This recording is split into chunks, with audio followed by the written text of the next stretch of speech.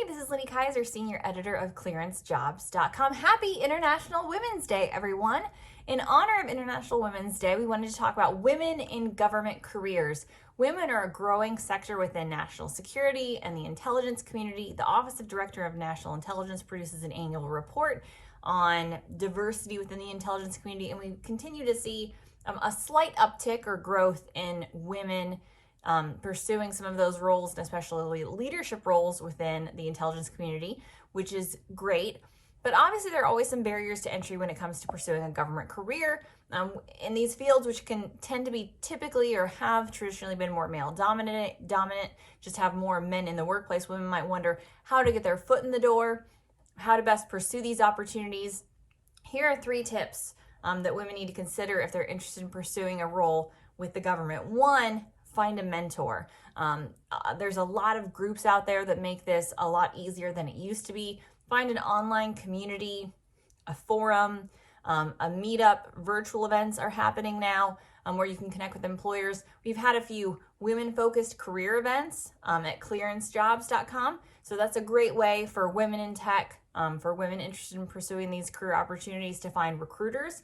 Recruiters can be great mentors too. They know the job market, they know the landscape, they know how to read a resume, so they can really speak to that and make improvements. So if you have the skills that are there, that maybe you're missing a few qualifications or things that would help you move up on the ladder, finding a recruiter to help mentor you and finding somebody within your career path to mentor you as well is going to be a big help. Number 2, don't be afraid of career gaps. Making the work-life balance work is hard for everybody right now. Men and women at home trying to help take care of their kids.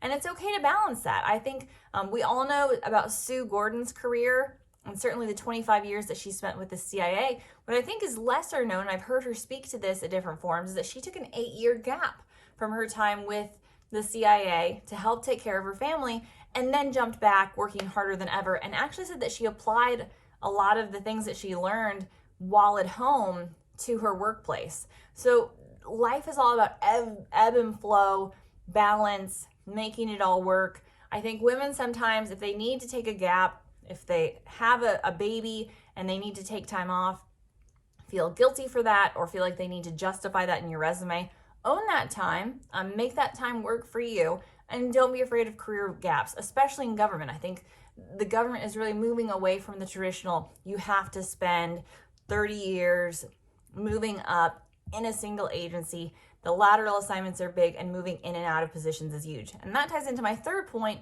which is don't be afraid to pursue alternative paths to get you into federal service. So you want to support the federal government. You're trolling around on USA Jobs and are losing your mind about the black hole that is USA Jobs.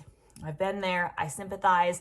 We have federal job opportunities at ClearanceJobs.com, so certainly check those out, as well as contract opportunities. So I think that's a good, be open to pursuing contract opportunities and knowing that those can sometimes lead to federal service.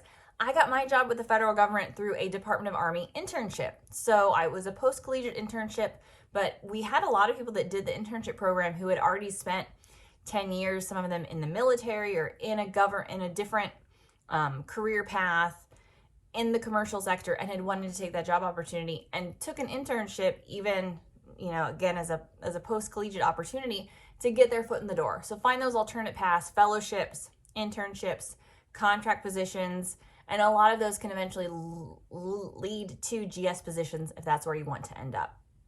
So women are needed in the federal government workplace. We're stronger when we work together and we take all voices to the seat at the table. So I encourage you to pursue opportunities, check out the resources that we have at ClearanceJobs.com. And again, happy International Women's Day.